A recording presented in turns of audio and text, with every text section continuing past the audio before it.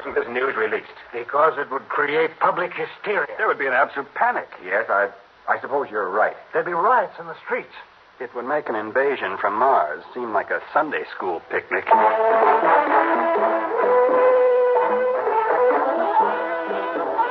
Theater 5 presents The New Order.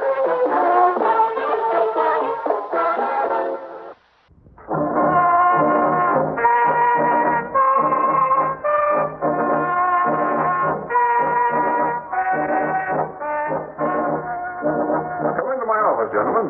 Oh, thank you, Mr. Garson. Thank you. I'm John Clements, and this is my assistant, Sam Winston. How do you do? As you know, we're from the National Board. And what can we at Robots Unlimited do for you? Well, of course, you're aware that there's a new investigation of robotry. There's always a new investigation of robots and Robots Unlimited, gentlemen. I just hope I haven't accidentally broken the rules of the charter. No, nothing like that. In fact, we wish all government departments were run as efficiently as this one. Well, thank you. Actually, we're here, Mr. Garson, because people are... Well, they're getting very worried about robotry. Worried? It goes even deeper than that.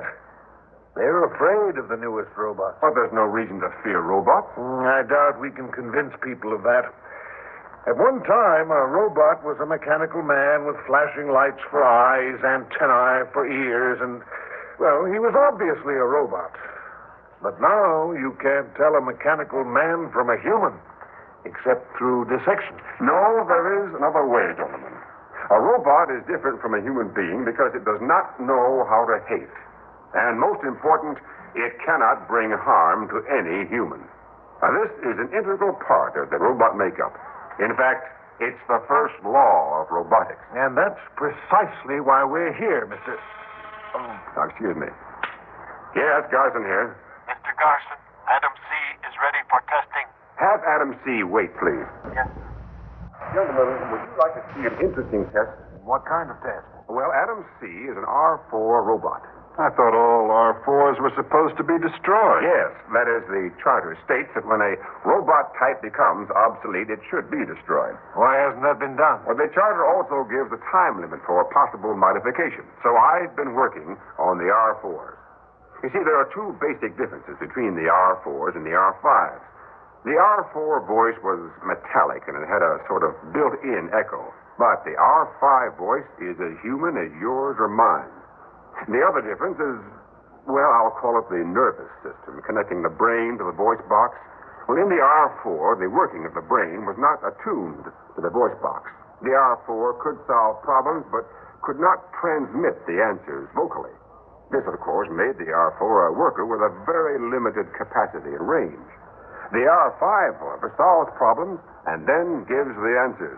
Or it transmits the answers into action just as a human would. And have you managed to alter the R4 enough to meet the new specifications? Yes.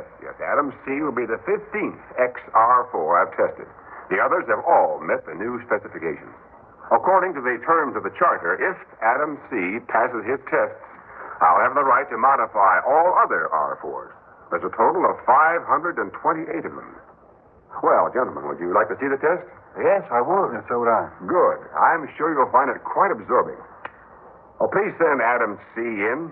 Yes, Mr. Garson. Oh, gentlemen, would you like a cigarette? Oh, thank you. No, thanks. I'm going to introduce you to Adam C. as I would a human. I ask you to cooperate. Are you trying to tell us that robots have feelings? Well, not as we know feelings, no. But their tuning can be upset by, well, unexpected rudeness, for example. Oh, come in. Adam C. reporting his orders, Mr. Garson. Oh, Adam C. This is Mr. Clements and Mr. Winston. They are government investigators. I'm honored to know you, gentlemen. How do you do? Pleased to meet you. Now, Adam C., Yes, Mr. Garson. do you understand why you're here? Yes, sir. Tell me, please. I was an R4 robot.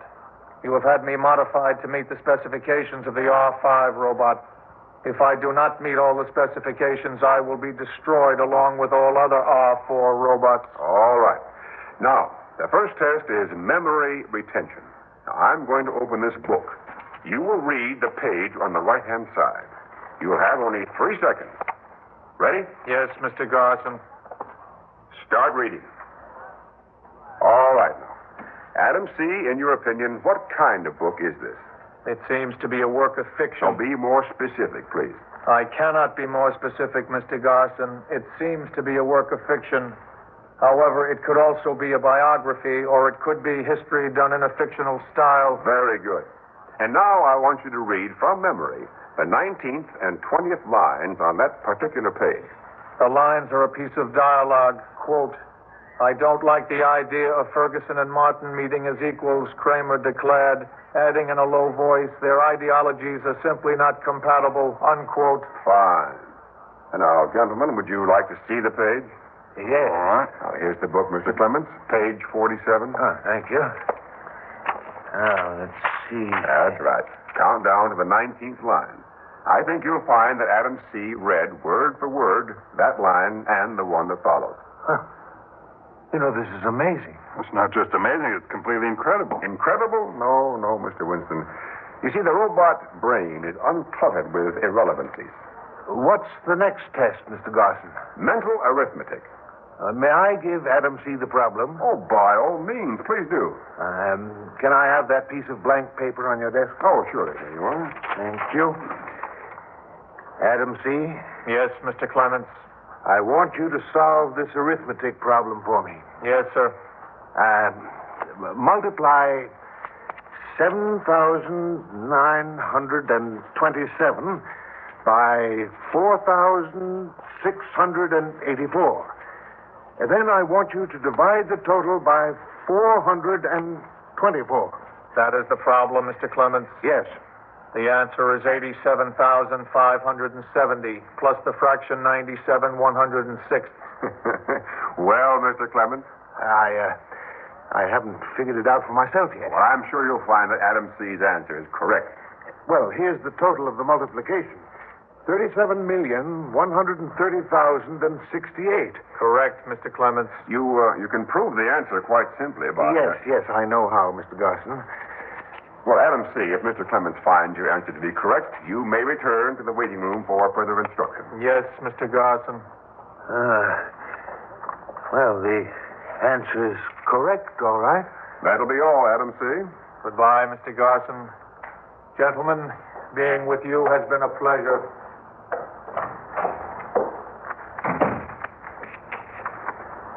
Well, I'll be darned. Makes one feel rather inferior, doesn't it? Mr. Garson, before this test, we were speaking about the first law of robotics. Oh, yes, so we were. Well, I think we're all aware of the fact that without this safeguard of the first law, Robots Unlimited would never have been granted a charter. In fact, the manufacture of human-type robots would not have been permitted. That's true. However, there is one man who can alter this first law, Professor Albert Dean, inventor of the human-type robot. And Professor Dean has been missing for the past 5 days. Missing? He disappeared from his home 5 days ago. Why wasn't this news released? Because the newspapers would pull out all the stops. There'd be panic. For the same reason, we didn't release another fact. That Professor Dean had been experimenting with a new robot. One to which the first law of robotics does not apply. You can imagine what the newspapers would do with that. Yes. This new robot type, did you know that Professor Dean was working on it? Well, yes, I did. Well, at least there was a rumor to that effect. And did you approve? Well, makes small difference how I felt, Mr. Clemens. The matter was out of my hands. Professor Dean wasn't and isn't under my supervision. Yes, well, that's true enough. He was our responsibility.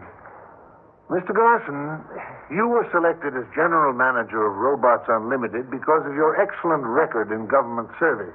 Your background of loyalty is impeccable. Thank you, but what is it you're trying to say, Mr. Clemens? We're expecting that you cooperate with us in this matter. Well, of course. Just tell me what it is that you want me to do. Well, at the moment, Winston and I would like the run of this building and the grounds. Very well. Feel free to go anywhere. Then later on today, we'll probably have another talk with you. Anytime at all. Good. I don't think I have to tell you how important it is that we find Professor Dean as soon as possible. Now, that's rather obvious, Mr. Clemens. The professor's knowledge of robotics can be a very dangerous thing if, for instance, he were kidnapped by a foreign power. Exactly. Well, thank you for everything. Gentlemen, if there's anything else that you need, just let me know. We will, and thanks again. Thank you.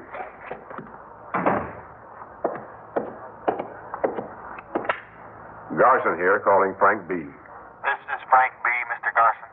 Did you monitor my conversation with the government investigators? Yes, sir. Do you have any orders concerning them? Just this. Cooperate with them in every way, but watch them carefully. Very carefully.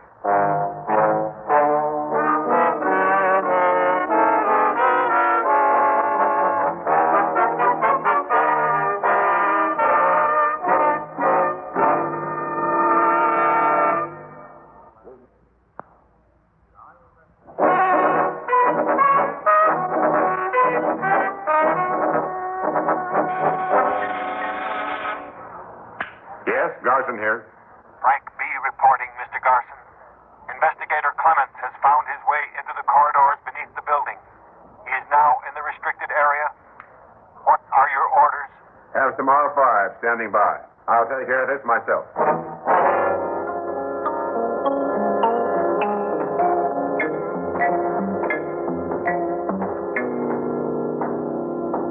Oh, Mr. Clemens. What? Well, you should have told me you wanted to come down here. I'd have provided you with a guide. I just wanted to have a look around. But you could get lost in this maze of passages. What's that? What? They're tapping. Tapping? There it is again. It's coming from behind this wall. Mr. Garson, there's someone behind this wall. Oh, I'm sorry you felt you had to come down here, Mr. Clemens. I insist that you... There's no need to insist. There are rooms behind this wall. How do we get to them? Simply by moving this panel. It's a cell. Who's that? Come along, Mr. Clemens. Meet Professor Dean.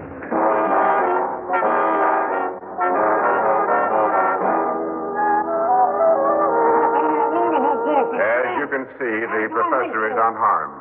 Why do you have him tied and gagged? Because he knows certain words that activate the robot. Here they come now. Mr. Garson, I insist that you release Professor Dean. I'm sorry, no. I order you to.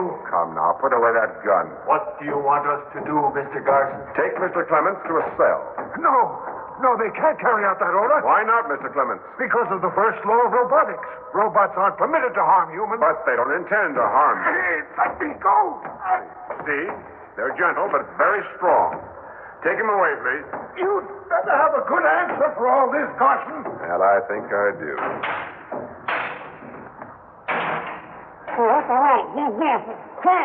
Yes, Professor Dean. Oh,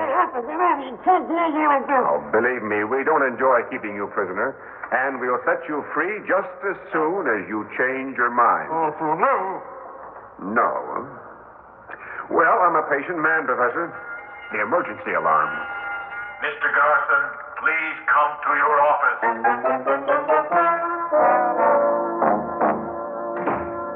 Yes, Frank B., what is it? We found Agent Winston in the file room. How'd he get in there? It must have happened while you were downstairs with Mr. Clements. I detailed some R5s to help you. There was a mistake in the assignments, and the file room was left unguarded for a moment. He must have slipped in. Where is he now? In the waiting room.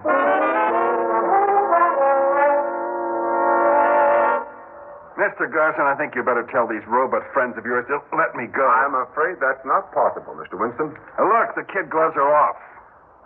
I suggest that you cooperate and tell us all you know. It'll go a lot easier with you. You see, I had a good look through your files. So? I found a lot of information on Professor Dean, incidentally. Do we have to speak in front of these robots? Why? Do they make you nervous, Mr. Winston? Yes, they do. But why? Have you forgotten the first law of robotics? They can't harm you. However, if you insist, I'll ask them to leave. Oh, Frank B., if you don't mind. Not at all, Mr. Garson. We'll go. Now, Mr. Winston, we were speaking about Professor Dean in the files. Please go on. After I read through certain papers in the files, it looked to me like a fantastic plot was taking form. A plot? Against our government in particular and against humanity in general. Well, that is fantastic, Mr. Winston. Now, please don't act so charmingly coy, Mr. Garson. You're part of it. You've got to be. How could Robots Unlimited be plotting against the government? Our R5s are unable to harm humans. Well, the first law of robotics is an inherent part of their makeup. And don't forget, if we were using robots to overthrow the government, well, we'd have the army to contend with. The first law would operate against them. That's what you want people to think. Yes, the R5s obey the first law. And while the first law applies, you can't carry out your plan. That's where Professor Dean comes in. Oh? The professor was working on a new robot model when he disappeared. A model that does not obey the first law. A robot that would carry out an order to kill. Ah, now we begin to see the ramifications of this fantastic plot. You have 800 R5s and more than 500 R4s that you're modifying. Now, that doesn't take into account the robots you're probably manufacturing in secret. In secret? Oh, you didn't see that in the files. Well, I saw enough to put you on trial for treason. If I'm to be executed as a traitor, why should I help you? I told you. We could make it easier for you. By we, I assume you mean Mr. Clements and yourself. That's right. But I'm afraid Mr. Clements is in no position to help anyone. What do you mean? Listen. Garson here. Connect me with Mr. Clements' cell, please. Cell? You're connected, Mr. Garson. Clements? Clements, this is Garson. Garson, listen to me. If you don't let me out of this cell, so help me on. Well, I trust that convinces you, Mr. Winston. You see, your friend Clements made the mistake of wandering into a restricted area, just as you did. Who's giving the orders? You or Professor Dean? Professor Dean is in the cell next to Clements. I should have known. You kidnapped him. Yes. The professor was not amenable to my plan.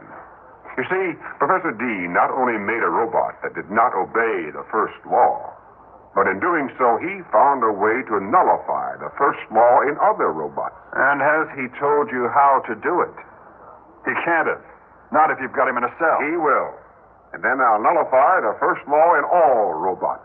And as they're tuned to my voice, they will obey my orders. Oh, by the way, there's something that isn't in the file room. I don't have to manufacture robots in secret factories. Robots can reproduce themselves. It's very simple. Each robot will manufacture another. Double a penny 30 times, Mr. Winston, and you get over 1 million pennies.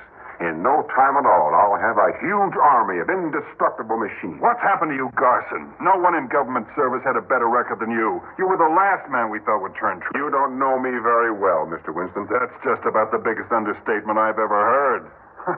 And we thought Professor Dean was the security risk. The professor has an IQ of 195, yet he's a fool. By helping me, he could be the most powerful man in the world. I cannot understand men like him, or you. Spoken like a true paranoiac. Isn't it strange? You devise a perfect form of government, an infallible method of controlling the world, and you're called insane. Remember, Mr. Winston, robots are not susceptible to bribery. They can't be blackmailed or intimidated or flattered or fooled. Can you say the same about our politicians and government office holders? Can you? No, we're all fallible. And you're at least as fallible as the rest of us. No, and what makes you say that? Because you're wrong. Your plan just won't work. Why not? Because your plan depends on Professor Dean. He's a dedicated scientist. He knows that if he alters the first law of robotics, whatever happens will be his responsibility. This is why he won't help you, no matter what you do to him. But he will help me for the simple reason that he is only human. Sooner or later, he'll weaken. It's only a matter of time. You're fast running out of time, Mr. Nothing Garson. can stop me. Oh, maybe I can. What good is locking that door going to do? I'm going to kill you, Mr. Garson. Oh, gun, just like Clements. You all run so true to form. Put it away. You leave me no alternative but to kill you. Do you think shooting me will stop my plan? Without you, the robots would have no leader. And they won't do anything to me for killing you because they'll obey the first law. Ah, I see your reasoning. You think you'll get rid of me and then free the professor and Clement. No, Garson, don't move toward me. What are you afraid of? You have a gun. Don't take another step. Well, shoot, Mr. Winston. Shoot. All right.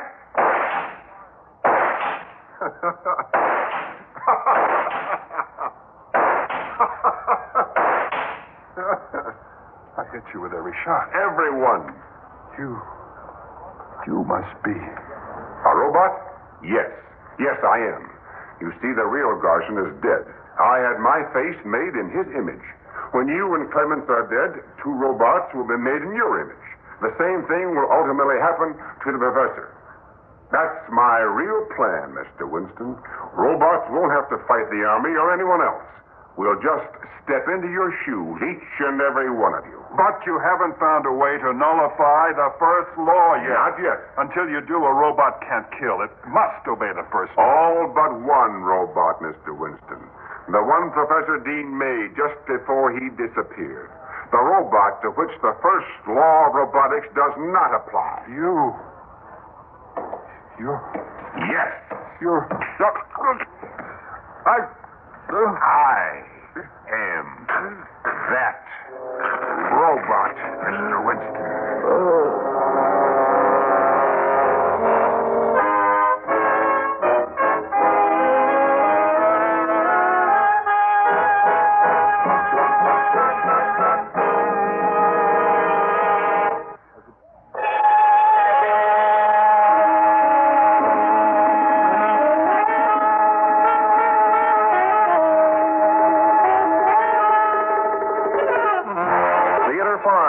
Presented The New Order, written by Don Herring and directed by Ted Bell. In the cast, Jay Barney, Bob Dryden, Jack Manning, Jack Grimes, and Owen Jordan. Audio engineer Neil Pulse. Sound technician Ed Begley. Script editor Jack C. Wilson. Original music by Alexander Vlastotsenko. Orchestra under the direction of Glenn Osser. Executive producer for Theater 5, Edward A. Byron. We would appreciate your comments. Write to Theater 5, New York 23, New York. This is Fred Foy speaking.